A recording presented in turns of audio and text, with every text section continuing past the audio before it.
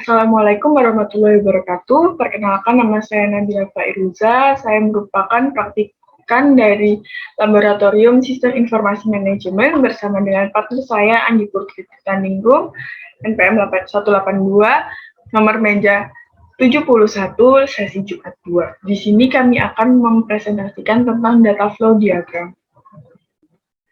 Kita langsung masuk ke tinjauan pustaka. Sistem manajemen menjadi komponen penting bagi suatu perusahaan untuk dapat mengembangkan perusahaannya secara optimal, lebih efektif, dan efisien. Istilah sistem informasi manajemen tentu sudah tidak asing lagi terdengar di telinga. Manajemen sendiri merupakan sebuah proses yang digunakan untuk mengatur dan mengelola sesuatu agar dapat mencapai tujuan yang diinginkan dengan memanfaatkan segala sumber daya yang ada.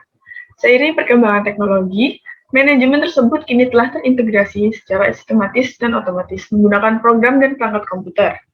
Berbeda dengan sistem informasi biasa, sistem informasi suatu manajemen menyajikan analisis terhadap sistem informasi lain secara lebih otomatis. Untuk penjelasan lebih jelasnya dapat dibaca di sini.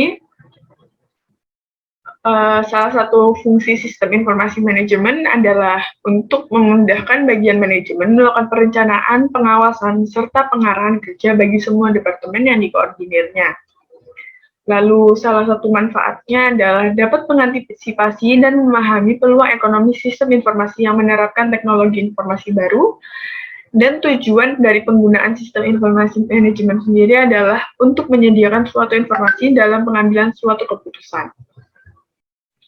Lalu proses manajemen sebagai aktivitas itu ada perencanaan, pengendalian, dan pengambilan keputusan.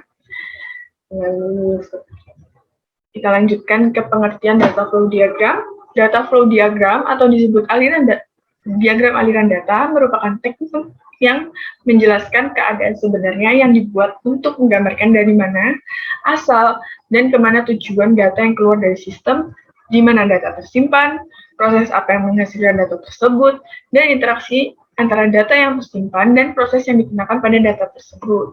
Untuk penjelasan lebih jelasnya ada di laporan ini, bisa dibaca.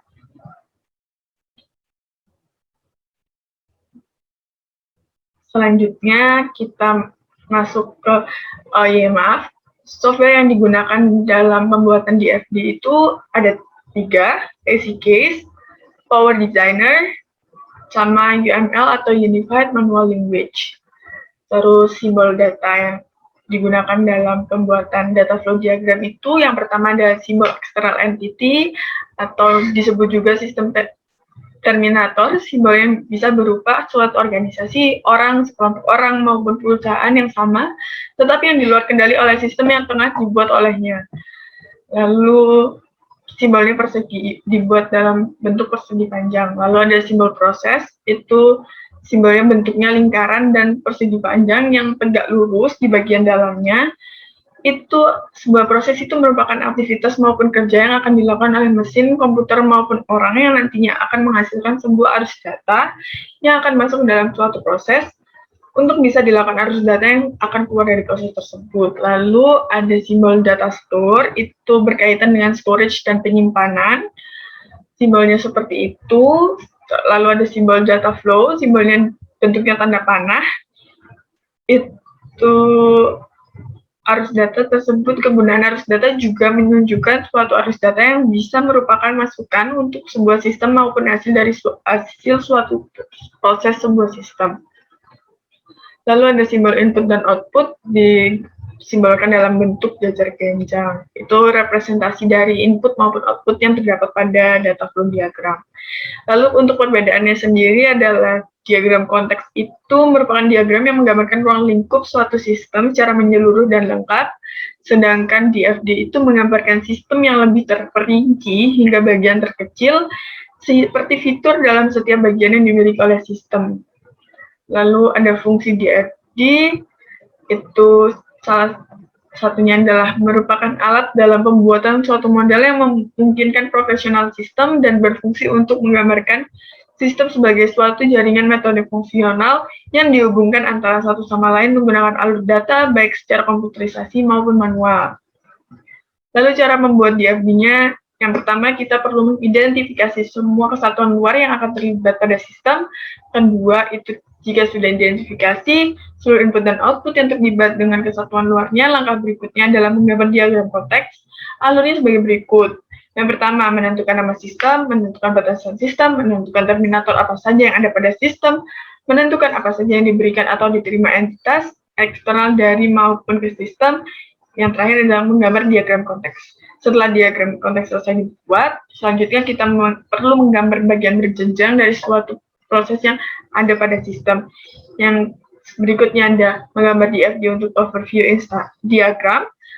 Tahap ini juga bisa disebut dengan diagram level 0. Langkah-langkahnya itu menentukan proses utama, menentukan apa saja yang diberikan atau diterima setiap proses, lalu jika perlu memunculkan data store yang dijadikan sebagai sumber ataupun tujuan alur data, menghindari perpotongan arus data, dan mencantumkan nomor pada proses pertama.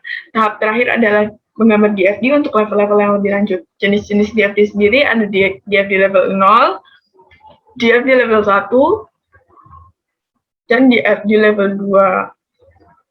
Bentuk-bentuk DFD sendiri dibagi menjadi dua, yaitu diagram alur data fisik dan diagram alur data logika. Lalu selanjutnya kita menggunakan aplikasi Power Designer. Power Designer adalah aplikasi yang digunakan untuk membangun atau merancang sebuah basis data melalui IR diagram, merancang sistem melalui data flow diagram, serta mampu membuat program aplikasi. Lalu yang selanjutnya masuk ke langkah-langkah pengerjaan akan dijelaskan oleh partner saya, Anggi Putri Taningrum. Sekian dari saya, terima kasih.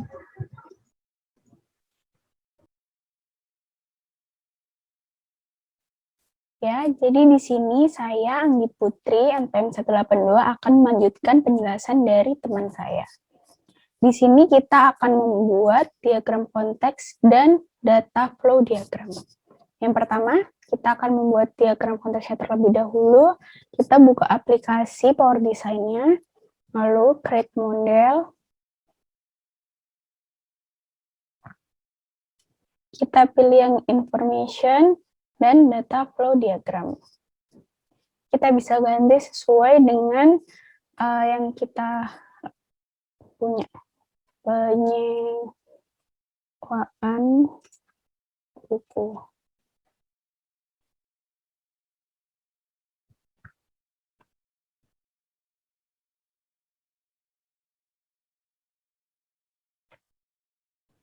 Jadi yang pertama kita buat dulu entitasnya dengan mengklik external entity.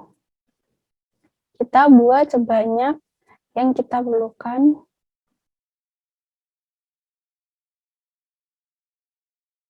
Karena di sini saya membuat ada 5 entitas, jadinya ada 5. Lalu setelah itu kita klik yang proses untuk di bagian tengahnya. Dan di sini kita bisa memberi nama dari entitas yang kita gunakan terlebih dahulu. Yang pertama ini ada entitas penyewa. Lalu yang kedua entitasnya kartu member. Yang ketiga buku. Lalu yang keempat petugas. Dan yang terakhir transaksi.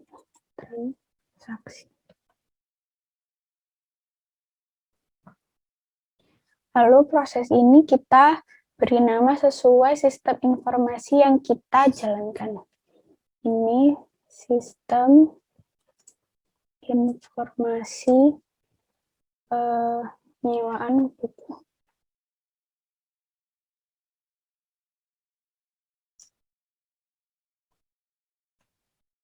Nah, seperti ini.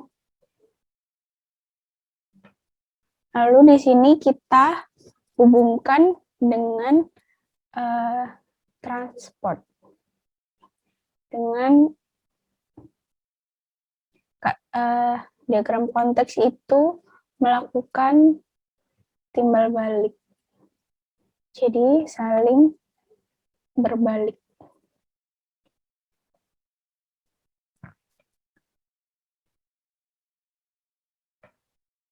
ke sini, lalu dari kartu member ke sistem informasi, dari sistem informasi menuju kartu member. Hal ini dilakukan untuk semuanya.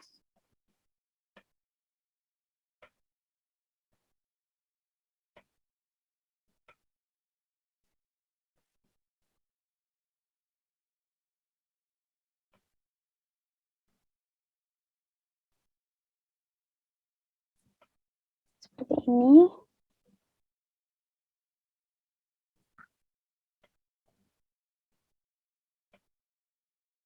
Nah, jika sudah seperti ini, kita bisa memberi nama dari proses-prosesnya. Dari penyewa ke sistem informasi, itu ada proses pengisian identitas diri, lalu dari sistem informasi ke penyewa ada validasi identitas. Lalu dari kartu member ke sistem informasi ada informasi nomor anggota, lalu Anda mendapat kartu member.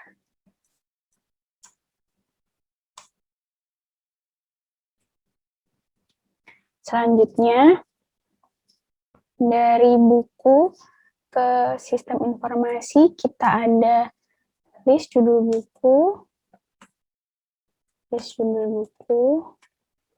lalu Anda letak buku.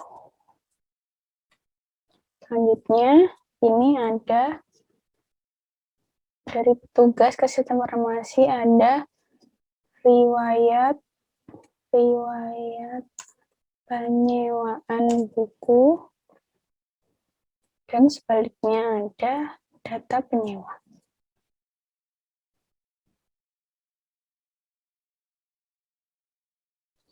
Data penyewa. Dari sistem informasi ke transaksi, ada bukti pembayaran, dan sebaliknya ada jumlah biaya. Nah, untuk memunculkan masing-masing tulisannya, kita bisa klik tanda panahnya, lalu kita pencet CTRL-T. Sini kita pilih yang konten, lalu name. Nah, setelah keluar, kita bisa taruh sesuai keinginan, biar namanya kelihatan dengan jelas. Gitu.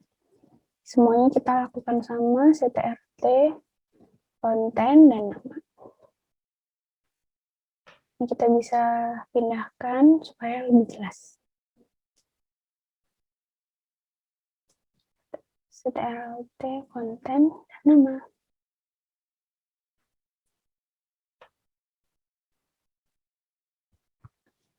Sama juga CTRL-T, konten, nama. Nah,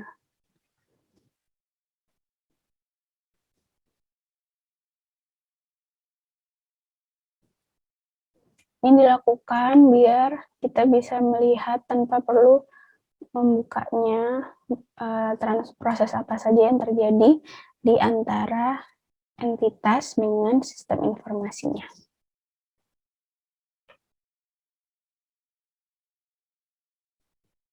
CTRL-T, konten,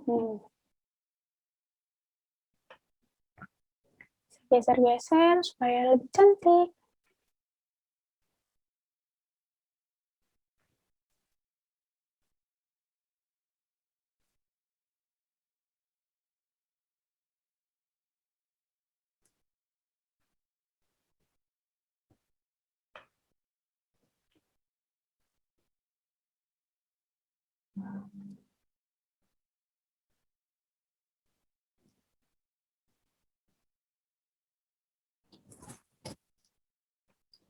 Nah, ini kita sudah jadi, yaitu ini adalah bentuk dari diagram konteks. Seperti itu.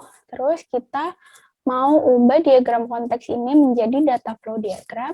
Caranya kita klik dulu sistem informasinya, lalu klik kanan. Yang pertama, kita harus melakukan decompose proses terlebih dahulu. Klik, setelah itu dia akan berubah seperti ini. Kita bisa membesarkan sedikit supaya lebih jelas. Kita klik kanan lagi dan ubah jadi open diagram. Nah, ini seperti ini. Lalu kita melakukan hal yang sama, yaitu memberi proses di tengahnya. 1, 2, 3, 4, 5.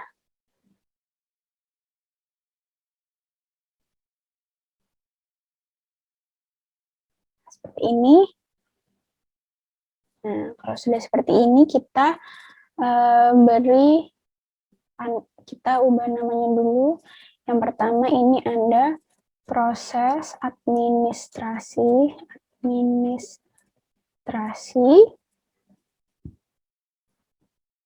Kalau yang kedua ada proses pengecekan. Selanjutnya ada proses cross-check.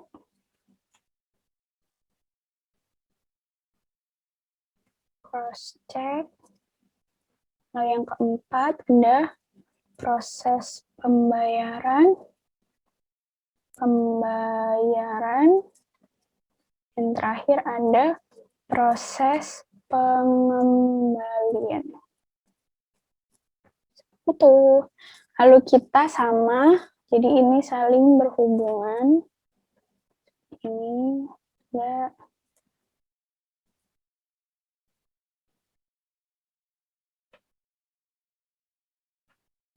Kalau misalnya seperti ini, kita balik dulu ke panah, lalu kita bisa agak besarin gitu. Kita besarin semuanya.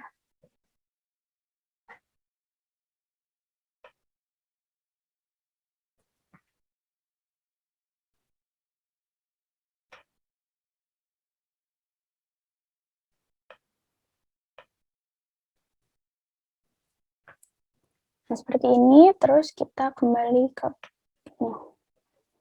Kita beri tanda panahnya, sama seperti yang awal. Bolak-balik, saling timbal balik. Nah, seperti ini juga.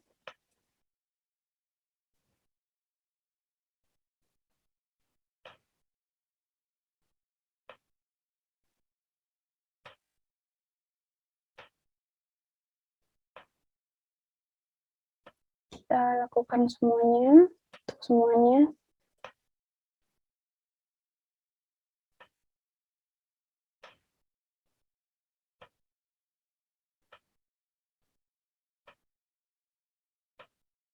Nah, sudah seperti ini, lalu kita tambahkan data storage, yaitu kita pilih data storage, lalu kita beri di setiap prosesnya.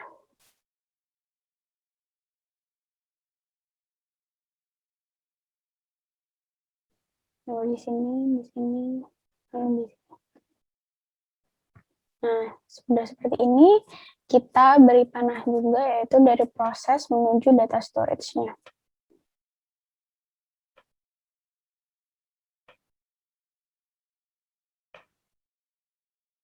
Miring, kita betulin dulu biar cantik. Nah, ini lebih cantik. Setelah itu kita bisa memberi nama dari setiap prosesnya dan kita bisa mengganti nama dari data storage-nya. Pertama kita ganti dari data storage-nya terlebih dahulu aja. Yang pertama di sini ada file data diri, lalu ada file ketersediaan buku,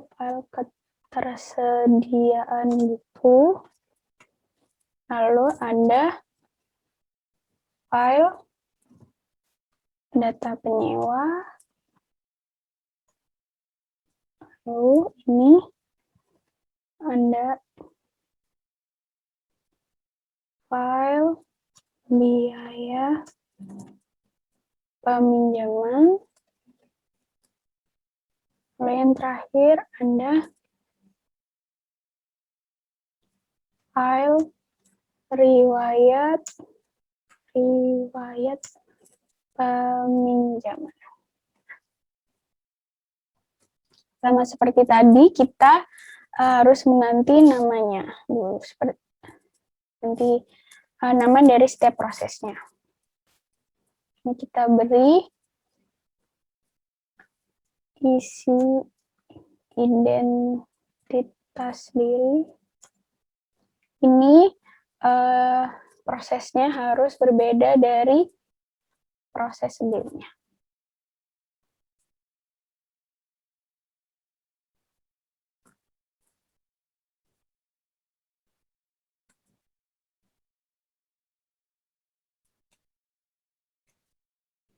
Lalu dari proses administrasi ke kartu member, kita ada validasi identitas,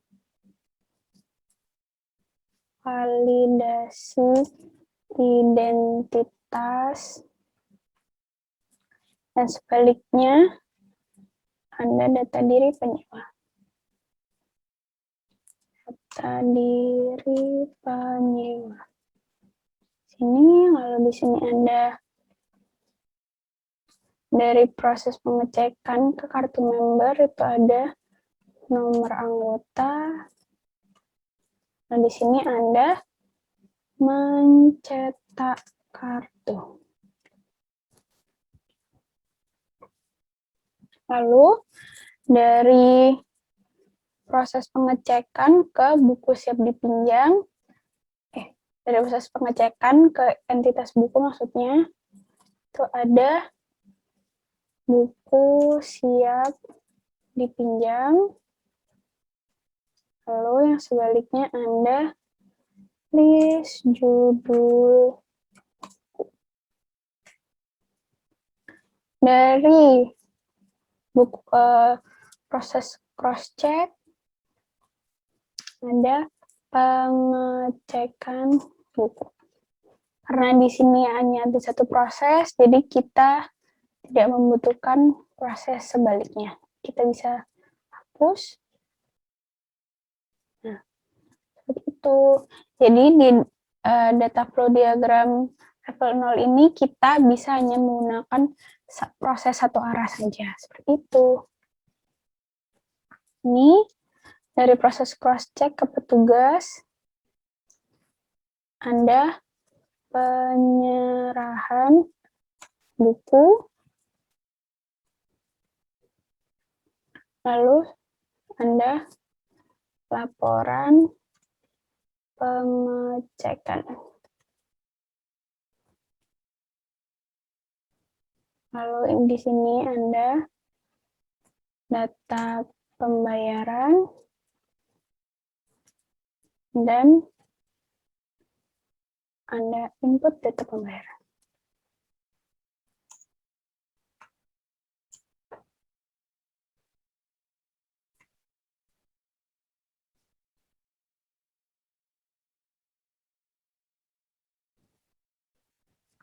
Lalu dari proses pembayaran ke transaksi itu hanya ada satu proses, yaitu ada laporan pembayaran. Di proses satunya kita bisa hapus saja. Oke. Lalu ada proses pengembalian itu data pengembalian, dan yang sebaliknya ada bukti transaksi.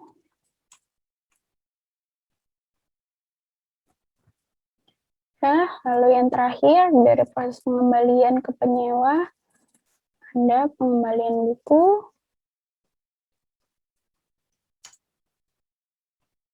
dan sebaliknya feedback penyewa. Nah, sudah. Nah, dari setiap proses ke file ke data storage, kita beri nama prosesnya disimpan. Disimpan, juga disimpan,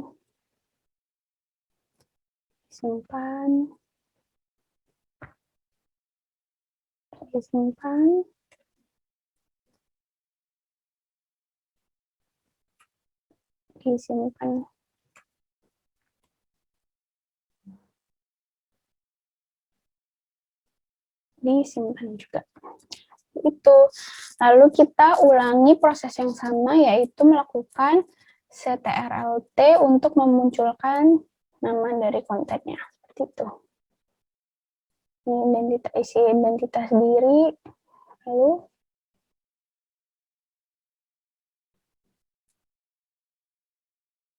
konten, name.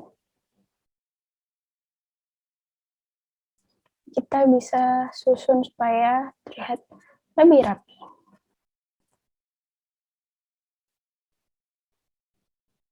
Nah, seperti ini. Semuanya juga dilakukan hal yang sama.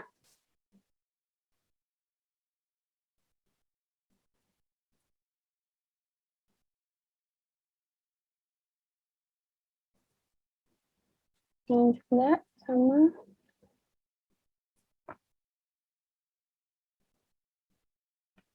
Cetak kartu. Ini Anda.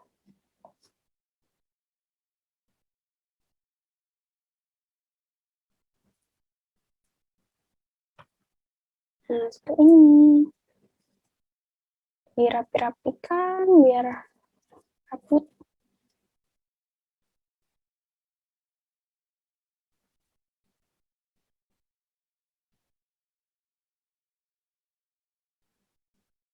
Nah,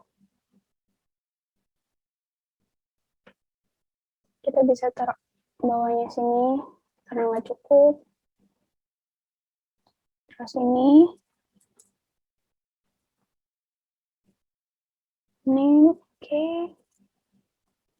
Sebelum kita bisa geser.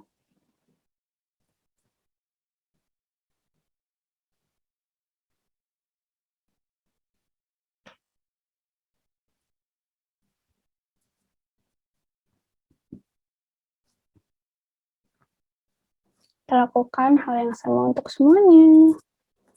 ctrlt lagi, konten. Nah, simpan. Dari proses cross check tugas, kita akan namanya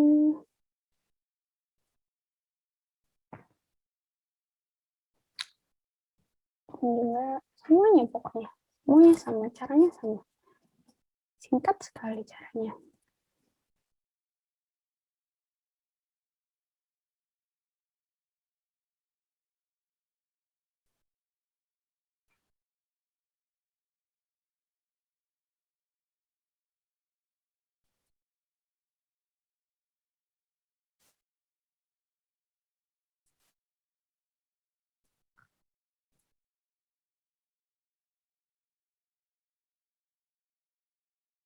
Juga pokoknya semuanya sama. Atau kalian misalnya setelah menulis mau langsung di ctrlt untuk melihat namanya juga bisa, atau seperti aku yang ditulis dulu semuanya baru di ctrlt supaya simbol formatnya kelihatan. Itu terserah kalian aja sih, pokoknya caranya sama, sesimpel itu. Cukup ctrlt gitu aja.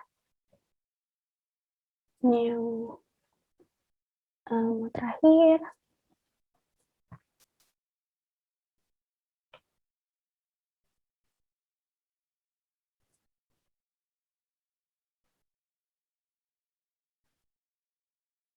Nah, sudah deh.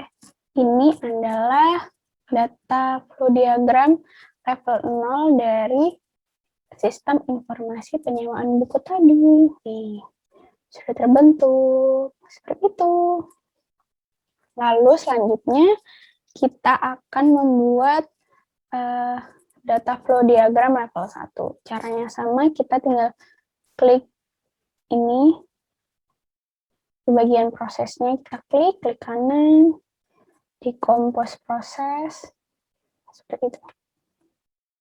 Proses, kita lakukan ke semuanya.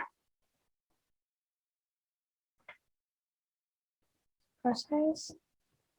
Nah, kalau misalnya kita buat di compose proses itu biasanya enggak berubah bentuknya, tapi kita tinggal cukup membesarkan dikit aja. Jadi dia udah kembali lagi. Kita bisa sambil rapi-rapikan yang kegeser-geser gitu.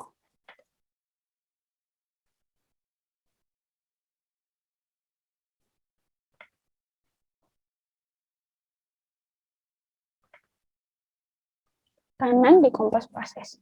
Jika sudah, kita lakukan yang sama, yaitu ini pertama kita proses administrasi, kita klik kanan, lalu kita open diagramnya. Tada! Dan di sini kita melakukan hal yang sama, yaitu memencet, mengklik maksud saya, bagian proses, lalu kita beri ininya, timbal baliknya. Kita besarin dulu prosesnya.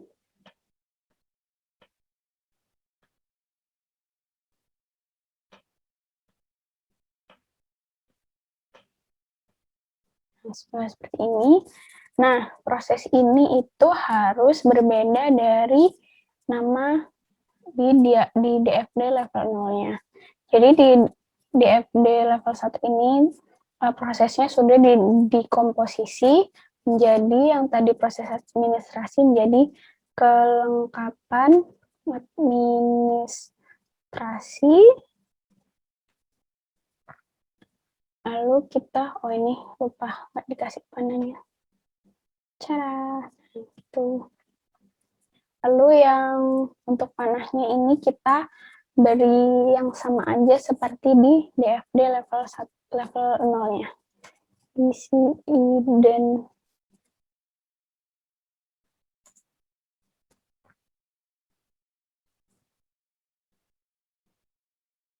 ini di pengisian identitas diri.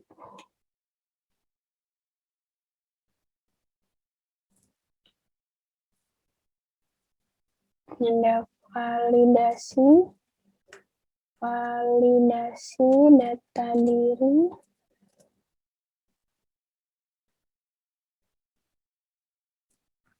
Ini Anda data diri penyewa. Ini Anda disimpan. Nah, sudah, terus kita lakukan hal yang sama, RLT untuk memunculkan dari simbol formatnya.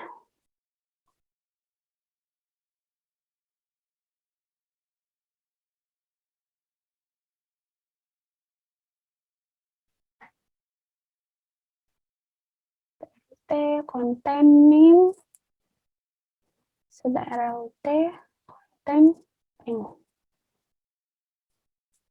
Juga.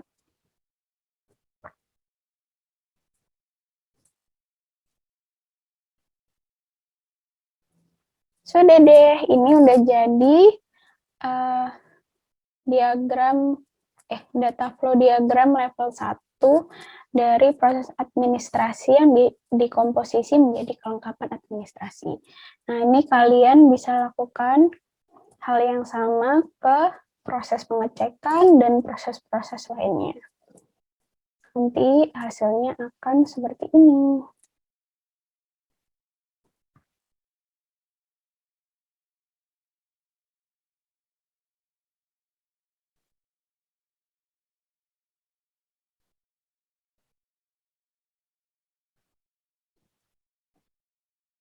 Nanti hasilnya akan seperti ini. Nah,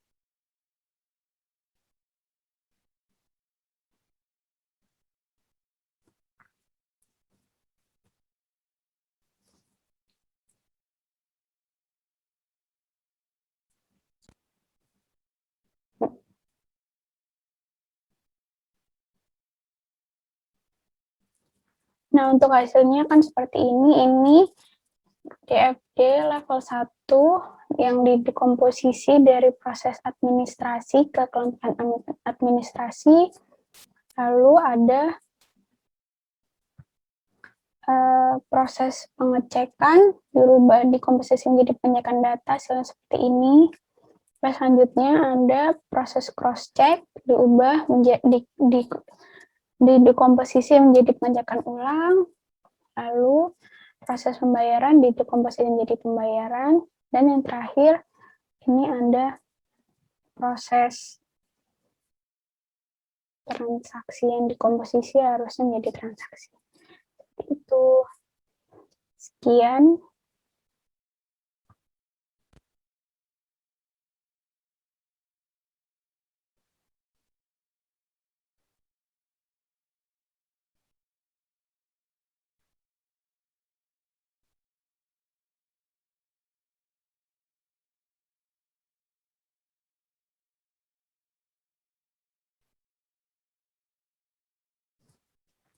Sekian dari kelompok 71.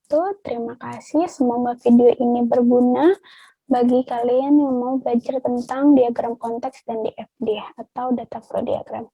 Terima kasih. Wassalamualaikum warahmatullahi wabarakatuh.